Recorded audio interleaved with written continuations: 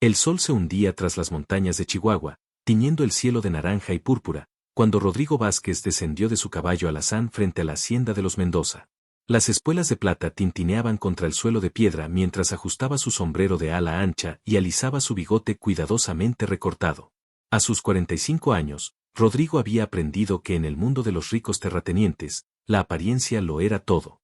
«Rodrigo, mi hermano», gritó don Aurelio Mendoza desde la terraza, extendiendo los brazos con una sonrisa que no llegaba a sus ojos. «Pensé que no vendrías». Rodrigo subió los escalones de mármol, sus botas resonando en el silencio de la tarde. La hacienda Los Nogales era un palacio comparado con el rancho donde había crecido, pero ahora él también tenía una casa grande, establos llenos de caballos pura sangre y vaqueros que trabajaban para él.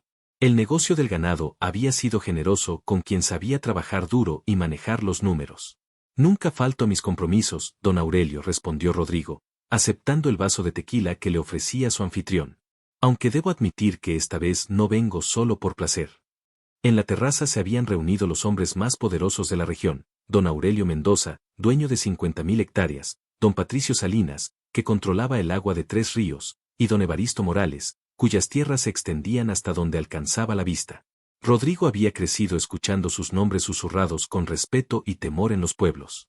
«¿Problemas con los indios otra vez?», preguntó don Patricio, encendiendo un puro cubano. «No, señores. Es sobre los ejidos». El silencio se extendió como una sombra. Don Evaristo se aclaró la garganta, sus ojos pequeños y astutos fijos en Rodrigo. «¿Qué hay con los ejidos, compadre?».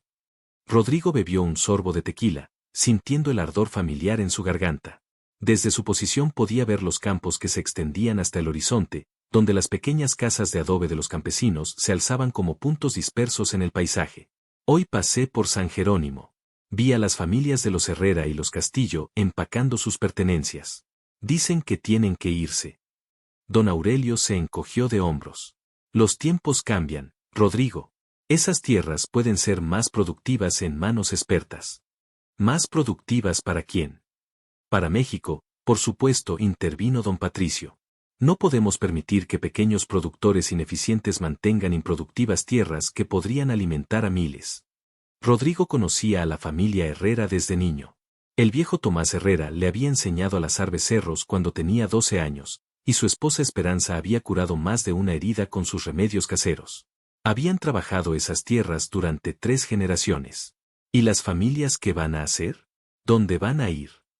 «Pueden trabajar para nosotros», dijo don Evaristo. «Buenos jornaleros nunca sobran. De propietarios a jornaleros. Es el progreso». «Amigo», don Aurelio palmó la espalda de Rodrigo. «Tú también lo entiendes. Por eso has prosperado. Sabes que a veces hay que tomar decisiones difíciles». Una brisa fresca bajó de las montañas, trayendo el aroma de los mezquites y el sonido lejano de los coyotes. Rodrigo recordó las noches de su infancia, cuando su padre regresaba del trabajo en las tierras de otros, con las manos callosas y la espalda dolorida, pero siempre con la esperanza de que algún día tendrían su propio pedazo de tierra. «Yo crecí en un ejido», dijo Rodrigo lentamente. «Y mira dónde estás ahora», sonrió don Aurelio. «Eres uno de nosotros.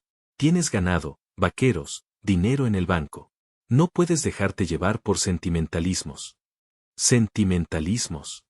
Rodrigo, don Patricio se acercó, bajando la voz. «Sabemos que eres un hombre inteligente. Por eso te invitamos a nuestras reuniones. Pero también sabemos que tu corazón es blando. Esas familias van a estar mejor trabajando para nosotros que luchando contra la sequía y las plagas en sus pequeñas parcelas». Rodrigo miró hacia el pueblo, donde las luces comenzaban a encenderse en las casas de adobe. Se imaginó a los niños cenando frijoles y tortillas, a las mujeres remendando ropa a la luz de las velas, a los hombres planeando la siembra del siguiente año en tierras que ya no serían suyas. «¿Y si no quieren irse?». Los 3 hombres intercambiaron miradas. Don Evaristo fue el primero en hablar. «La ley está de nuestro lado, Rodrigo. Tenemos los documentos, los permisos. El juez Salcedo es un hombre razonable que entiende las necesidades del progreso». «¿El juez Salcedo? ¿No es su compadre, don Aurelio?». «Los negocios son los negocios», respondió don Aurelio. «Y la amistad es la amistad. Pero la ley es la ley». Un mariachi comenzó a tocar en el patio interior, y las notas de la malagueña flotaron en el aire nocturno. Los invitados comenzaron a llegar, damas vestidas de seda, caballeros con trajes importados, el aroma de perfumes caros mezclándose con el humo de los puros. Ven, Rodrigo, dijo don Aurelio. Doña Carmen quiere presentarte a su sobrina. Es una muchacha educada, de buena familia. Sería una excelente esposa para un hombre de tu posición. Rodrigo siguió a sus anfitriones hacia la fiesta, pero su mente estaba en San Jerónimo, en las caras de los niños que había visto esa tarde, en las lágrimas de las mujeres que empacaban los recuerdos de toda una vida en sacos de arpillera. La música se hizo más fuerte, las risas más alegres, el tequila más abundante. Rodrigo sonrió, brindó, bailó con la sobrina de doña Carmen, una muchacha bonita que hablaba de París y de la ópera. Pero sus pensamientos estaban en otro lugar, en una decisión que sabía que cambiaría su vida para siempre. Cuando finalmente se despidió, ya era pasada la medianoche. Don Aurelio lo acompañó hasta su caballo. Espero que entiendas nuestra posición, Rodrigo. Eres un hombre exitoso porque sabes cuándo unirse al río y cuándo nadar contra la corriente. Rodrigo montó su caballo y ajustó las riendas. Sí, don Aurelio. Creo que entiendo perfectamente. Mientras cabalgaba de regreso a su rancho bajo la luz de la luna llena, Rodrigo supo que había bailado su último baile en la hacienda Los Nogales. El amanecer llegó con el canto de los gallos y el aroma del café recién hecho. Rodrigo se despertó en su cama de caoba, contemplando el techo de vigas de mezquite que había mandado traer de Oaxaca. Su casa era cómoda, construida con el dinero que había ganado vendiendo ganado a los gringos de Texas. Pero esa mañana, la comodidad se sentía como una carga. Se vistió con su ropa de trabajo, pantalones de cuero, camisa de algodón y botas gastadas que conocían cada piedra de sus tierras. Afuera, sus vaqueros ya estaban preparando los caballos para la jornada. Eran hombres leales que habían crecido con él, que conocían su historia y respetaban su trabajo. Patrón, lo saludó Jacinto, su capataz, un hombre de 60 años cuyo rostro curtido contaba la historia de 1000 amaneceres. ¿Vamos a revisar el ganado del cerro? Después, Jacinto. Primero quiero que vengas conmigo a San Jerónimo. Jacinto lo miró con curiosidad, pero no hizo preguntas. Conocía a Rodrigo desde que era un muchacho que apenas podía mantenerse en la silla, y había aprendido a leer sus silencios. Cabalgaron por el sendero que bordeaba el río, pasando por campos de maíz que comenzaban a verdear con las primeras lluvias. El pueblo de San Jerónimo se alzaba en una hondonada, protegido por cerros cubiertos de nopales y mezquites. Las casas de adobe se agrupaban alrededor de una pequeña iglesia colonial, y el aire matutino traía el sonido de los metates moliendo maíz y las voces de los niños jugando en la plaza. Pero ese día, el pueblo tenía un aire diferente. Grupos de hombres conversaban en voz baja frente a la tienda de Don Refugio, las mujeres caminaban con pasos apurados, y los niños parecían más callados de lo usual. Buenos días, don Tomás, saludó Rodrigo al descender de su caballo frente a la casa de los Herrera. Tomás Herrera era un hombre de 70 años, con manos que parecían raíces de mezquite y ojos que habían visto demasiadas sequías y demasiadas cosechas perdidas. Su esposa Esperanza salió a recibirlos, secándose las manos en el delantal. Don Rodrigo, dijo Tomás, quitándose el sombrero. Qué honor que venga a visitarnos. El honor es mío, don Tomás. Vengo porque me enteré de que tienen problemas. El viejo suspiró, invitándolos a pasar. La casa era pequeña pero limpia, con paredes de adobe blanqueadas con cal y piso de tierra apisonada. En las paredes colgaban fotografías de familia y un crucifijo de madera. El aroma de las tortillas recién hechas llenaba el aire. Es verdad, don Rodrigo. Ayer vino el licenciado Bermúdez con unos papeles. Dice que nuestras tierras ahora le pertenecen a don Aurelio Mendoza, que tenemos que irnos en 8 días. ¿Qué dicen esos papeles? Tomás sacó un sobre arrugado de una caja de madera. Los documentos estaban llenos de sellos oficiales y letra pequeña que el campesino no sabía leer. Dice que como no hemos pagado los impuestos atrasados, las tierras pasan al Estado, y que el Estado se las vendió a don Aurelio. Rodrigo examinó los papeles. Conocía suficiente de leyes para entender que, aunque técnicamente legales, esos documentos habían sido preparados con la intención de despojar a los campesinos de sus tierras. ¿Cuánto deben de impuestos? 1,200 pesos. Era una cantidad considerable para un campesino, pero insignificante para alguien como Rodrigo. Podía pagarlo sin que afectara su presupuesto mensual. Don Tomás, ¿y si alguien pagara esos impuestos? ¿Usted haría eso por nosotros? Sí, pero hay algo más importante. Esto no es solo sobre su familia. Vi que otras familias también están empacando. Los Castillo, los Morales, los Vázquez.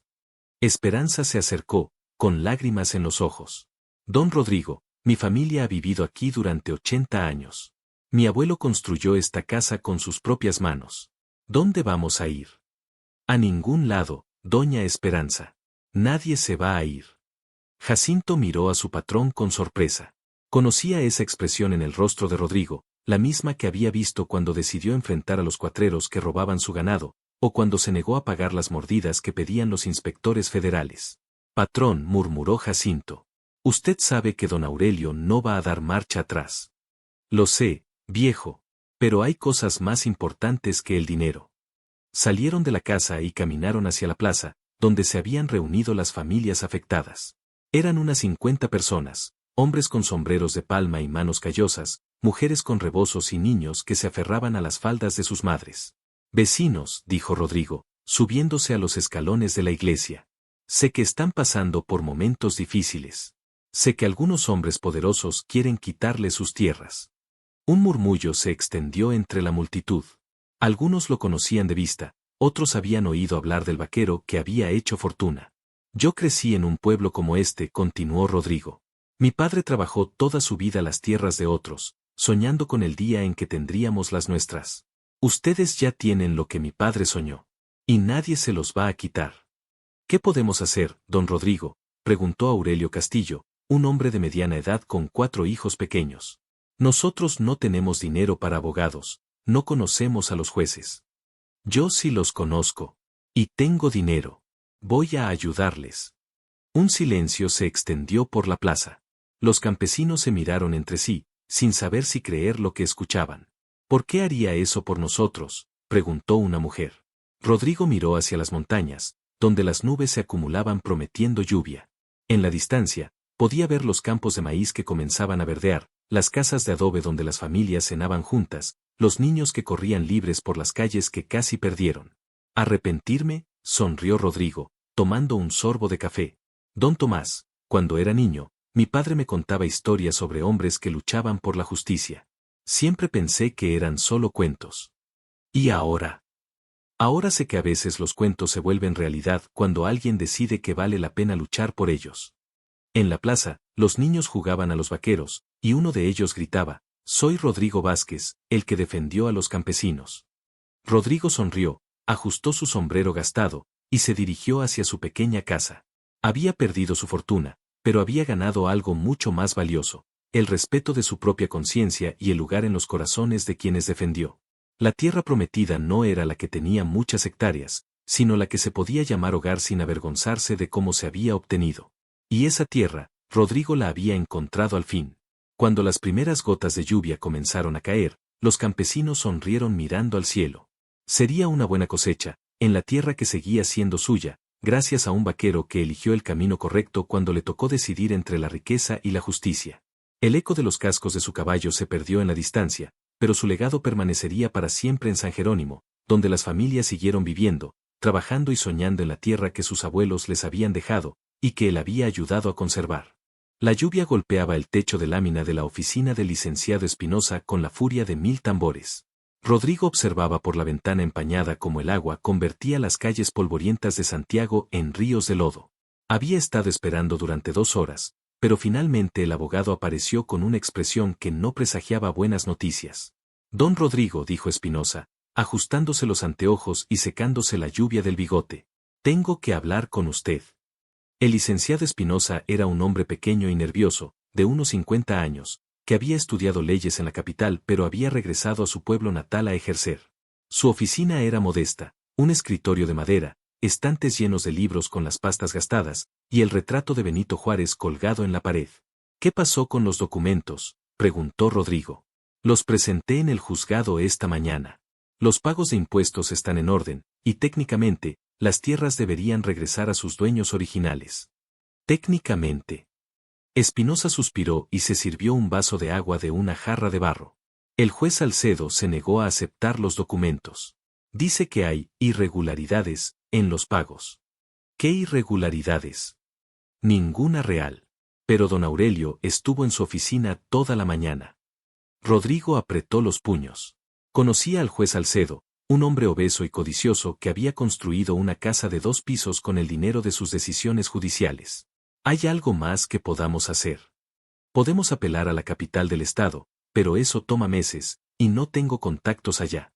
Además, Espinosa bajó la voz. Esta mañana recibí una visita del comandante Herrera. El comandante Herrera era el jefe de la policía rural, un hombre alto y delgado con bigote de manubrio y fama de violento. Se decía que había matado a más de 20 hombres, siempre en defensa propia. ¿Qué quería? Me aconsejó que no me metiera en problemas que no me incumben.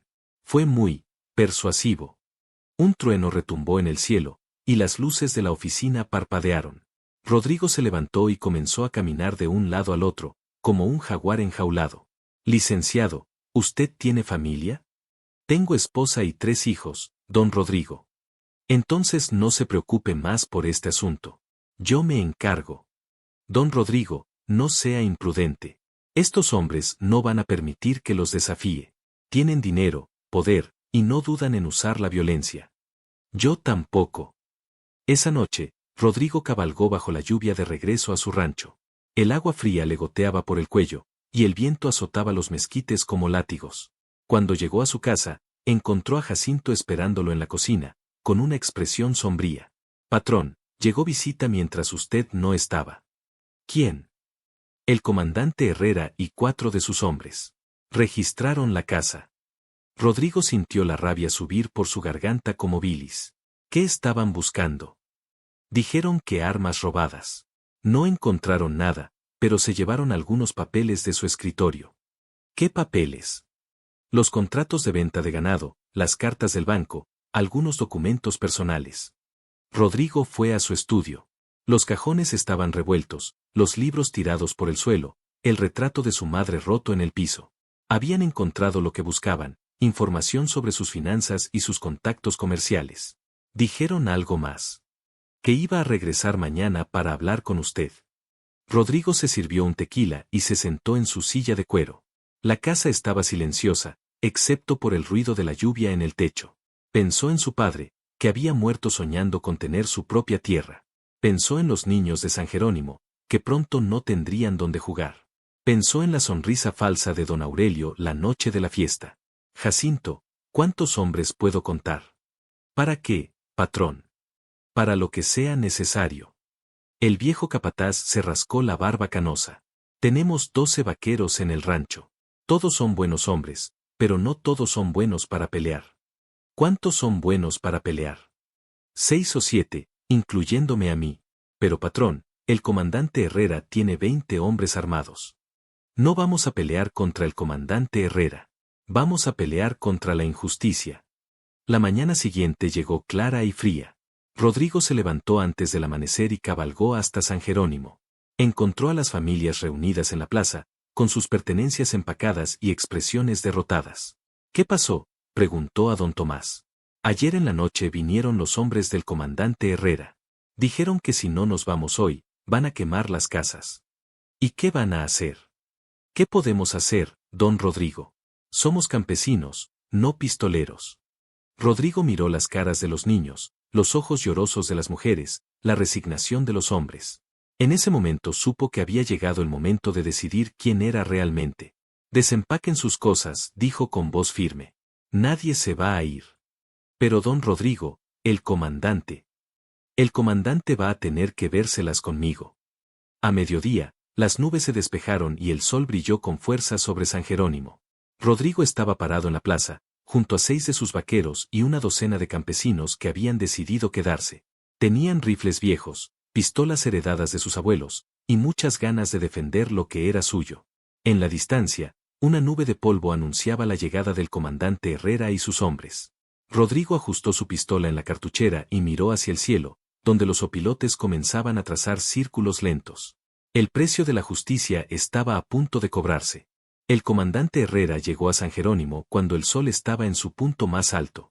Venía con 15 hombres armados, todos montados en caballos negros que levantaban una nube de polvo que podía verse desde las montañas. Rodrigo los esperaba en el centro de la plaza, flanqueado por sus vaqueros y los campesinos que habían decidido quedarse. Rodrigo Vázquez, gritó el comandante, sin descender de su caballo. Era un hombre alto y delgado, con ojos fríos como el acero y una cicatriz que le cruzaba la mejilla izquierda. Vengo a arrestarte por instigación a la rebelión y robo de ganado. ¿Qué ganado robé, comandante? El que quieras. Siempre se puede encontrar ganado robado cuando uno lo busca bien. Los hombres del comandante se desplegaron formando un semicírculo. Rodrigo reconoció a varios pistoleros profesionales que trabajaban para quien les pagara mejor. Jacinto escupió en el suelo y murmuró una oración en voz baja. Comandante, dijo Rodrigo, dando un paso adelante. Estas personas no han hecho nada malo. Solo quieren vivir en paz en sus tierras. Estas tierras ya no son suyas. Son propiedad de don Aurelio Mendoza, y yo tengo órdenes de desalojar a los invasores. ¿Invasores? Sus familias han vivido aquí durante generaciones. Eso era antes. Ahora es diferente. Don Tomás se acercó a Rodrigo, con su sombrero de palma en las manos. Don Rodrigo, no queremos problemas. Tal vez sea mejor que nos vayamos. No, don Tomás. Nadie se va a ir. El comandante Herrera sonrió, mostrando dientes amarillos. Vázquez, siempre fuiste terco. Pero ahora te has metido en problemas que no puedes resolver con dinero. ¿Cuánto te está pagando don Aurelio? Suficiente para que no me importe cuánto me ofrezcas tú. Una brisa caliente sopló desde las montañas, levantando remolinos de polvo. Los niños se habían refugiado en las casas, pero Rodrigo podía ver sus rostros asomándose por las ventanas. Las mujeres rezaban en voz baja, y los hombres apretaban sus rifles con manos sudorosas. Te voy a dar una oportunidad, Vázquez, continuó el comandante. Súbete a tu caballo, regresa a tu rancho, y olvídate de esta gente. Si lo haces, tal vez puedas seguir viviendo cómodamente un tiempo más. Un tiempo más. Don Aurelio y sus amigos han decidido que tu rancho también sería más productivo en otras manos. Tus tierras están muy cerca del río, y el agua es un recurso muy valioso. Rodrigo sintió como si le hubieran dado un golpe en el estómago. Había sido ingenuo al pensar que podía desafiar a los terratenientes sin consecuencias. Pero ya no había vuelta atrás. Mi respuesta es no. Entonces vas a morir aquí, junto con estos peones. El comandante hizo una seña a sus hombres, que comenzaron a desmontar. Rodrigo sabía que estaban en desventaja numérica, pero también sabía que sus vaqueros conocían cada piedra del pueblo, cada callejón, cada lugar donde refugiarse. Jacinto murmuró sin mover los labios. Lleva a los campesinos hacia la iglesia. Nosotros los entretenemos. ¿Usted qué va a hacer, patrón? Lo que tengo que hacer. En ese momento, un ruido inesperado rompió la tensión. Era el sonido de cascos de caballo, muchos cascos, acercándose desde el norte. Todos voltearon hacia el camino, donde una nueva nube de polvo se acercaba rápidamente. ¿Quién más viene?, preguntó el comandante, con un tono de irritación. La respuesta llegó en forma de 50 jinetes que aparecieron sobre la loma. Eran campesinos de los pueblos vecinos, armados con rifles, machetes y pistolas. Rodrigo reconoció a algunos. Eran de los ejidos de Santa Clara, San Miguel y La Esperanza. ¿Qué significa esto?, gritó el comandante. Un hombre de barba gris se adelantó. Era Crescencio Morales, un líder respetado de Santa Clara. Comandante Herrera, dijo con voz tranquila. Venimos a apoyar a nuestros hermanos de San Jerónimo. Esto es una rebelión. No, comandante. Esto es justicia. El comandante miró a sus hombres, luego a los campesinos que lo superaban en número 3-1. Sus pistoleros, acostumbrados a intimidar a familias indefensas, parecían menos seguros enfrentando a una multitud armada y determinada. Vázquez, dijo el comandante, esto no va a terminar aquí. Lo sé, pero hoy no van a desalojar a nadie. El comandante Herrera y sus hombres se retiraron lentamente, pero Rodrigo sabía que regresarían con más hombres. Esa noche, mientras los campesinos celebraban su victoria temporal, él cabalgó hasta su rancho para prepararse para lo que venía. Encontró a don Aurelio esperándolo en su terraza, bebiendo su tequila. Rodrigo, mi viejo amigo, dijo don Aurelio con una sonrisa triste. Has cometido un error muy grave. El error fue creer que eras mi amigo. Yo te ofrecí riqueza, respeto, una vida cómoda. Y la cambiaste por un puñado de peones. Los cambié por mi dignidad. La dignidad no paga las deudas, Rodrigo. Y tú tienes muchas deudas. Don Aurelio sacó unos documentos de su chaqueta. El banco está muy preocupado por tus préstamos. Parece que no vas a poder pagarlos. Rodrigo examinó los papeles. Eran falsos, pero tenían los sellos correctos y las firmas necesarias. En 2 días, perdería todo lo que había construido. ¿Crees que me importa? ¿No te importa? Hay cosas más valiosas que el dinero, don Aurelio. Pero tú nunca lo entenderías. 3 meses después, Rodrigo estaba parado en la misma plaza de San Jerónimo, pero todo había cambiado. Había perdido su rancho, sus caballos, su casa grande.